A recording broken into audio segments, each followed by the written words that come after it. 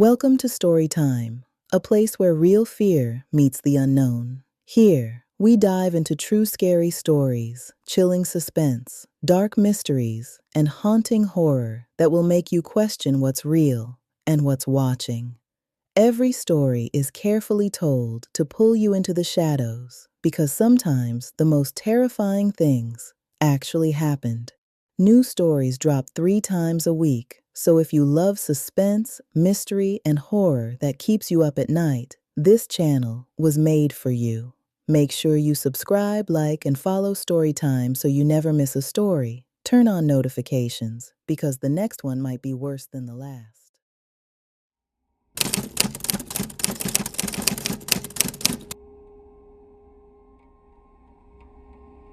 They called it Starved Lake because the water looked black even in daylight, like it swallowed sunlight whole. I found the name later on an old trail map after everything happened, after the police asked me the same questions 3 different ways. But that weekend, it was just a cheap camping trip. Me, my cousin Jalen, and my best friend Marissa drove up on a Friday afternoon with a cooler, a tent, and the kind of confidence you only get when your phone still shows 3 bars and you haven't been humbled by the woods yet. The campground was a primitive site, meaning no hookups, no lights, no bathrooms, just a gravel lot, a faded sign, and a dirt road that narrowed into trees like a mouth closing behind you. At the entrance, we saw the first odd thing, a strand of bright orange ribbon tied around a pine branch, fluttering like someone wanted it to be noticed. Not a trail marker, too low, too fresh, more like a reminder. Probably hunters, Jalen said, flicking it with one finger. Marissa didn't laugh. Or someone marking a spot. We parked anyway. The air smelled like wet bark and cold stone. It was early fall, that in-between season where the day can still pretend it's warm, but the shadows already feel like winter. We hiked our gear down a short incline to the lakeside clearing. The water sat still, no ripples, no birds skimming the surface. Even the insects were quiet. That should have been our sign. We set up the tent, got the fire going, and did the usual, laughing too loud, playing music too soft, telling ourselves we weren't the type of people to get scared. By dusk, the trees turned into silhouettes. The lake became a single sheet of darkness, reflecting nothing. We were eating hot dogs right off the stick when we heard it. A whistle, not a bird, not a song. One clean note, held for just a second, then gone. Jalen froze mid-bite. That's somebody messing around. Marissa swallowed and wiped her hands on her hoodie. People don't whistle like that in the dark. I laughed, because I didn't want to be the one who admitted it made my stomach tighten. Maybe it's a park ranger. Another whistle answered from deeper in the woods, farther to the left. Same note, same length. Then a third, closer than the first 2. Jalen stood up fast, scanning the tree line. Okay, that's weird. We called out, just to test it. Hey, anybody out there? No response. Only the lake doing nothing, and the pines standing too still. We decided it was teenagers, or hunters, or literally anything that wouldn't make our imaginations grow teeth. So we cleaned up, doused the fire, and crawled into the tent. That's when the tapping started. Soft at first, like fingertips against nylon. 3 taps, pause, 3 taps again. Marissa's voice dropped into a whisper. Is that rain? No, Jalen said. Listen. The tapping moved, not random, not wind. It traveled along the side of the tent, as if someone was walking around it, dragging their fingers lightly over the fabric. I held my breath so hard my chest hurt. Then, right outside the tent, someone exhaled. A slow breath. Close. Too close. Marissa covered her mouth with both hands. Jalen reached for his phone, screen dimmed and mouthed, "Call?" I nodded. He tapped 911, no service. He turned the screen to us. 1 bar flickered, then disappeared. A little SOS showed for a second, then went blank. The tapping stopped. For 5 full seconds, the world was silent. Not even frogs, not even leaves. Then the whistle came again, right behind the tent. One note, calm, certain. Marissa started shaking so hard the sleeping bag rustled like paper. Jalen grabbed the hatchet we'd brought for kindling. It felt ridiculous, like we were playing survival, but the sound outside didn't feel like a game anymore. The tent zipper shifted, just lightly, like someone pinched it between 2 fingers and tested it, careful not to make it loud. Jalen lunged and held the zipper from the inside, knuckles white. And then there was a voice, not yelling, not threatening, a soft, almost friendly voice, low enough you had to lean into it to hear. "You guys okay in there?" My skin turned cold, because it didn't sound concerned. It sounded practiced, like it had said that sentence before. No one answered. The voice sighed, like we were being rude. "Just checking." Footsteps moved away, slow, unhurried, crunching leaves. Then the whistling drifted farther into the woods, fading like it was being carried on purpose. We didn't sleep. We sat in the dark until our legs cramped, listening to every branch pop, every distant creak. At some point, I realized Marissa had been holding her pocket knife with the blade open the whole time. Around 2 a.m., the lake made a sound. Not a splash, not a wave. A plop, heavy and singular, like something big had been dropped into still water. A few seconds later, something scraped against the shore. Slow, dragging. Jalen leaned in, whispering, "Don't move." The tent wall on my side dimmed for a moment, like a shadow passed between the moonlight and us. And then we heard it again. That soft voice, farther now, drifting across the lake like sound does over water. "Come on." 2 words, like someone coaxing a dog. Marissa shut her eyes so tight tears slid out anyway. At dawn, the sky turned gray, then pale. The moment we could see even a little, we tore down camp like the tent was on fire. We didn't even pack right. We shoved things into the trunk, left trash we would have been embarrassed about any other day, and hustled up the incline to the car. That's when we noticed the ribbons again. Orange ribbon tied to branches, but not just near the entrance. They were scattered along the trail like breadcrumbs, and some were fresh enough to still look bright with sap. Marissa stared at them. "Those weren't here yesterday." Jalen didn't answer. He just started the car.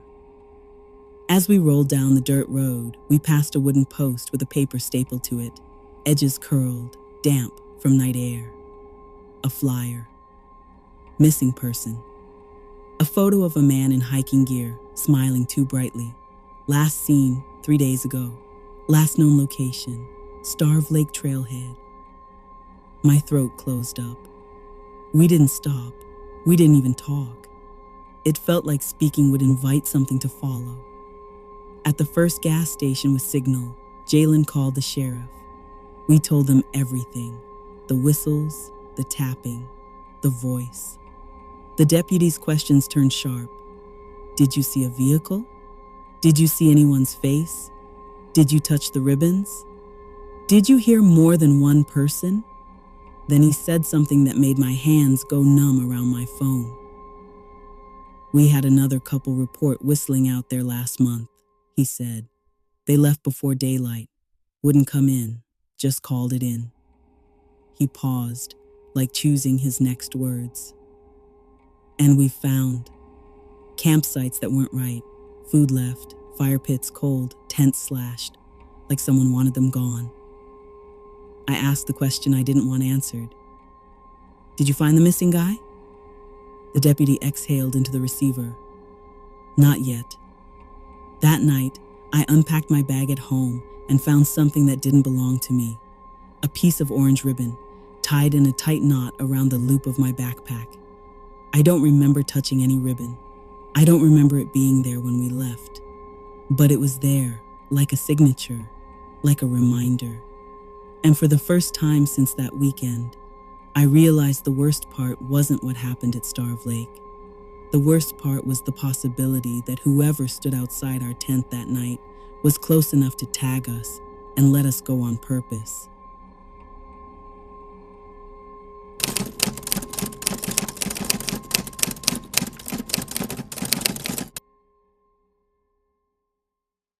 We chose Bear Ridge Campground because it was quiet. That was the whole point. No RV hookups, no bathrooms, no cell service listed on the park website. Just a narrow road, a few designated sites, and miles of forest in every direction. It was the kind of place people went to disappear for a weekend. There were 4 of us, me, my boyfriend Evan, and our friends Kyle and Nina. We arrived just before sunset, the sky already dimming into that dusky blue that makes everything feel slightly unreal. The campground was empty. No cars, no tents, no smoke from campfires, just wind brushing through the trees and the soft crunch of gravel under our tires as we pulled into Site 3. Kyle joked that we'd won the lottery. Nina didn't laugh. "Doesn't anyone else camp here?" she asked. Evan shrugged. Probably just early in the season. But the sign-in board at the trailhead told a different story. There were names written on the log, recent dates within the last week. People had been here. They just weren't here now. We set up camp quickly, trying to beat the dark. The woods pressed close on all sides, tall pines blocking the sky. Once the sun dropped fully, the forest swallowed the light fast, like someone flipping a switch. By 8:30 p.m., our fire was the only glow for miles.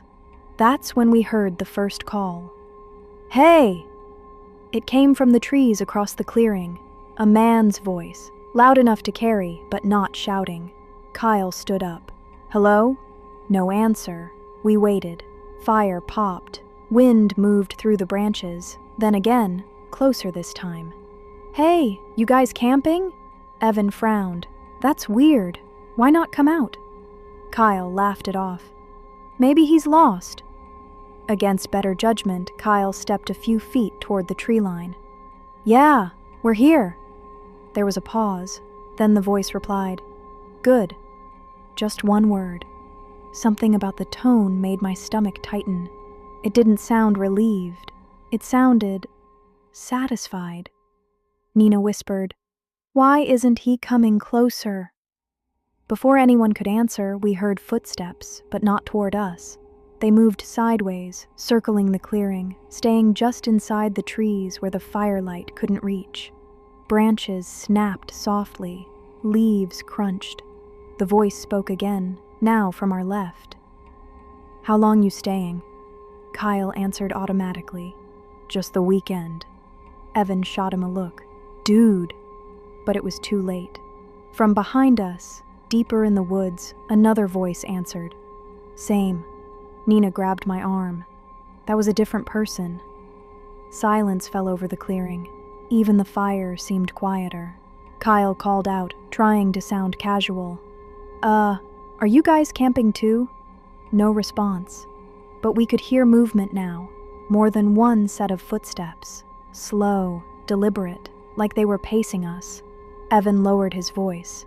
"Everyone sit down. Don't shine lights." We killed the lantern and let the fire burn low. That's when the smell hit us. Not campfire smoke, something sour, rotting, like wet clothes left too long in a closed bag. It drifted in from the woods, thick and unmistakable. Nina gagged quietly. "Oh my God, what is that?"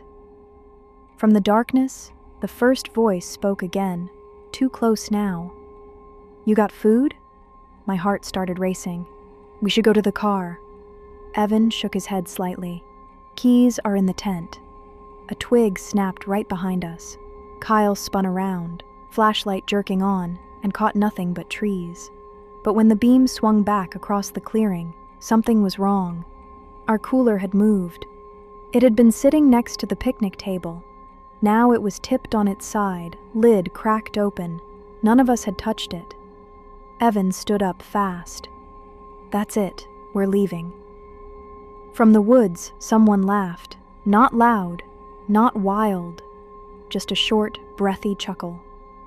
Then the second voice spoke, calm, conversational, like we were all old friends. "Road's not safe at night." My legs went weak. Kyle grabbed the hatchet from the woodpile. "Back off! We're calling the cops!" Another pause. Then the first voice replied, closer than before. "No service out here."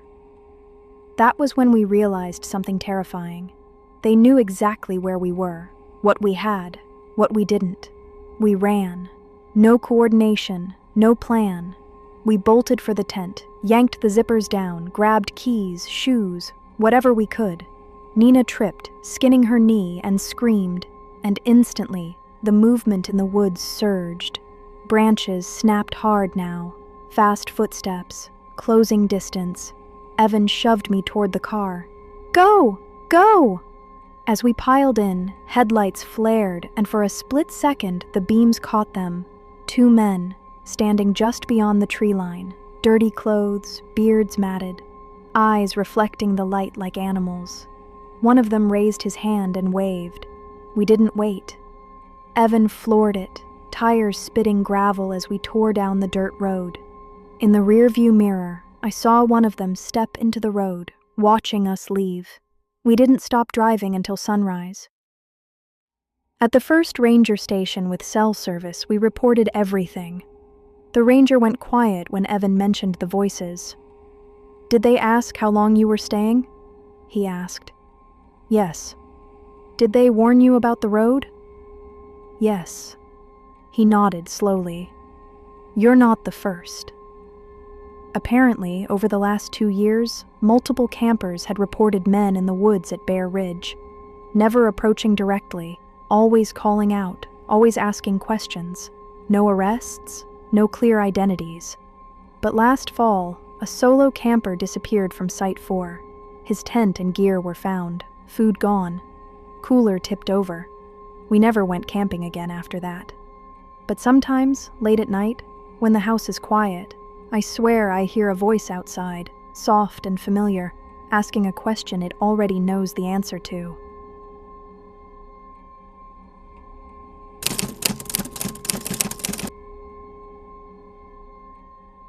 The first thing the dispatcher asked was, "Are you safe right now?" I looked at my hands on the steering wheel, white-knuckled, shaking so hard the keychain rattled like teeth. The campground sign was still visible in my rearview mirror, shrinking behind the trees as I rolled onto the highway. I'd never been so relieved to see streetlights. "Yes," I said, even though I wasn't sure that was true. "I'm driving." "Okay," she replied, calm like she'd done this 1,000 times. "Tell me what happened." And as I started talking, I realized the worst part wasn't what I saw. It was what I didn't. We'd picked Pine Creek Campground because it was family-friendly and close enough for a quick weekend. The website had photos of happy campers, bright tents, kids holding marshmallows. It promised quiet nights and easy trails. My sister Tasha and I weren't kids, but we liked the simplicity of it. 2 women, 1 tent, a cooler, and a cheap escape from everything. We got there late Friday afternoon, around 5:40 p.m. The ranger station was closed, but a self-pay box sat near the entrance. We wrote our name, tucked the cash in an envelope, and clipped the stub to our dashboard like we were supposed to. That's when we noticed something strange. The pay box was jammed full of envelopes, some of them soaked, some ripped open. Not normal, busy weekend full. More like nobody had collected them in weeks. Tasha frowned. "Is this even being monitored?" "It's fine," I said, though my voice sounded smaller than I meant it to. We followed the gravel road deeper into the campground until we found Site 12. It was tucked at the end of a loop, surrounded by thick trees. The kind of spot people choose for privacy. Privacy feels different after dark. We unloaded, set up the tent, and tried to make the site feel like ours. Chairs angled toward the fire ring, lantern hung from a branch, snacks lined on the picnic table. The sun went down faster than we expected. By 7:45 p.m., the woods were already shadowed, and the sky had that deep blue tint that makes distance hard to judge. The campground was quiet, too quiet. We hadn't seen a single other camper. Then, as we were stacking firewood, headlights flashed through the trees. A vehicle moved slowly along the loop road, crawling, not speeding, not passing like someone looking for their sight, creeping. It rolled past Site 12, then slowed even more. The headlights lingered between the trees, shining directly into our campsite like a spotlight. Tasha lifted a hand in a polite wave. The vehicle didn't wave back. It just idled. For long enough that my stomach tightened. Then it rolled on. Tasha leaned close. Maybe they're lost. Yeah, I said. Probably. But I watched the road until the red taillights vanished into the trees. We cooked dinner on the fire, foil packets and hot dogs. Normal. Comforting. At about 9:10 p.m., we heard a sound we couldn't place at first. A soft, metallic scrape. Like a cooler lid being dragged, or a chair leg pulling across dirt. Tasha paused mid-sentence. Did you hear that? It's probably another campsite, I said, even though the sound came from the direction of the trees behind us, not the loop road. We went quiet and listened. Nothing. We laughed it off. Then the scrape happened again, closer. Tasha's face tightened. That's behind the tent. I stood slowly, trying not to show fear. I grabbed the flashlight and swept the beam across the woods. Pine trunks, brush, shadow, nothing. But the beam caught something pale, low to the ground near the far edge of our sight. A piece of paper. A white rectangle half covered in dirt. I walked closer, my heartbeat pounding in my ears. The paper looked laminated, like a sign. I picked it up with 2 fingers. It was a campground tag, one of the dashboard stubs like the one we'd clipped earlier, but this one wasn't ours. The name line was blank, the date line was blank, only the site number was written in heavy black marker, 12. Tasha's voice turned sharp. Why is that here? I couldn't answer, because it felt like a message, not a mistake. I walked back to the table trying to act normal, but my hands didn't want to stop shaking. I turned the tag over.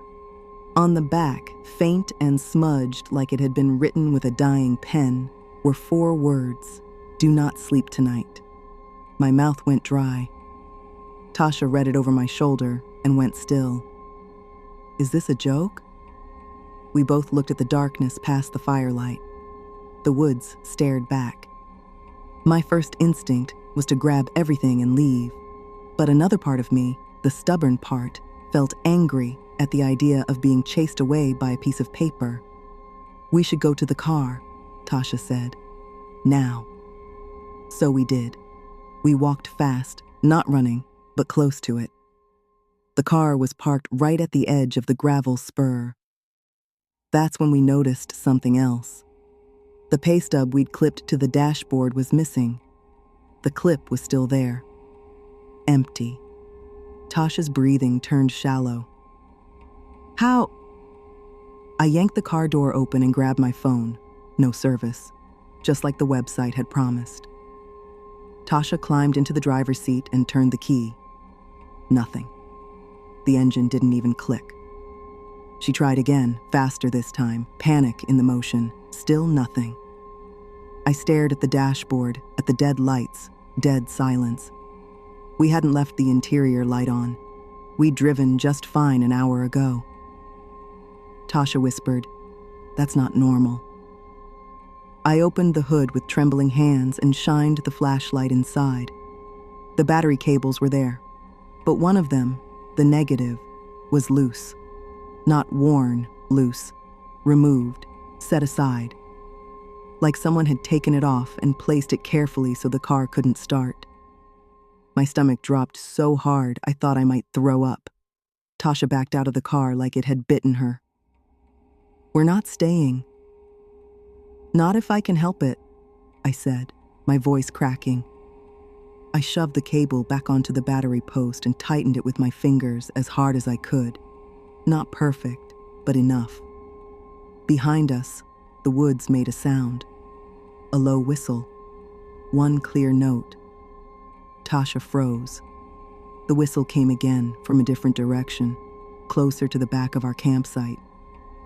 Then another whistle answered, farther to the left. 2, maybe 3 people. Communicating. I spun the flashlight around, beam cutting through trees.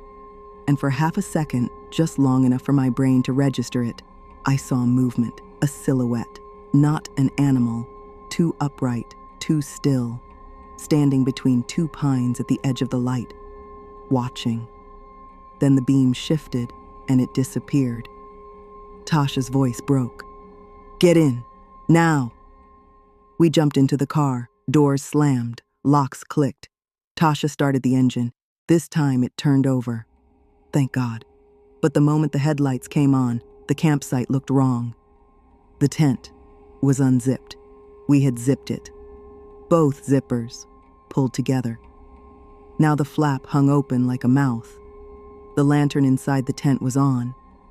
We had turned it off before walking to the car, and sitting on the edge of the sleeping bags, in the middle of our tent, was that same blank campground tag, with 12 written in thick black marker. My entire body went cold. Tasha whispered, "They were in our tent." The whistle sounded again, right outside the passenger side window. So close it felt like breath. I didn't look. I couldn't. Tasha slammed the car into reverse, gravel spraying. Something thudded against the trunk, maybe a hand, maybe a rock, maybe nothing at all. We shot backward until the car hit the loop road, then spun forward and tore off, headlights bouncing over potholes. In the rearview mirror, I saw someone step into the road. Not chasing, not rushing, just standing in the middle of the gravel like they owned it. Then, slowly, they raised their hand and waved. We didn't stop until we hit a gas station with bright lights and people. Tasha parked under a camera and stayed inside the locked car while I ran in and asked the clerk to call 911. When the deputy arrived, he listened without interrupting. He asked to see the note. I handed him the tag. His face changed when he read the back. Not disbelief, recognition. He asked, "What site did you say?" 12. He nodded once, like that confirmed something. Then he told us something that made my skin crawl all over again. He said there'd been multiple reports at that campground over the last year.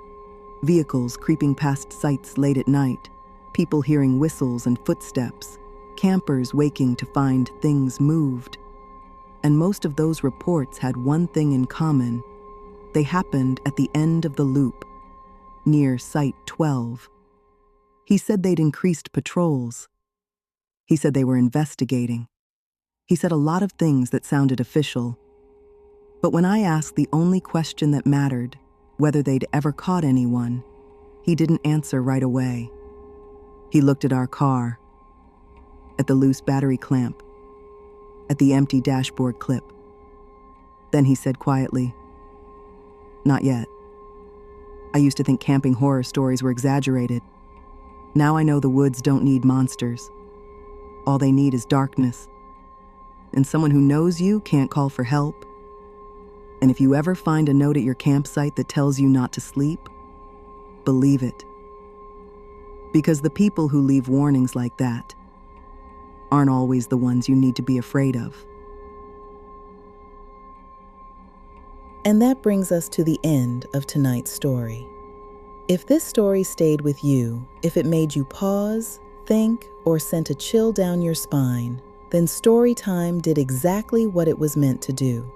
Here on Storytime, we uncover real stories, unexplained moments, and true events that remind us. Some things are far stranger than fiction. If you enjoy suspense, mystery, and stories that linger long after the screen goes dark, make sure you like, subscribe, and turn on notifications so you never miss a new upload. I release new stories 3 times a week, and I'd love to have you back for the next one. Until then, stay safe, stay curious, and remember, every story has a shadow. Good night, and I'll see you next time on Storytime.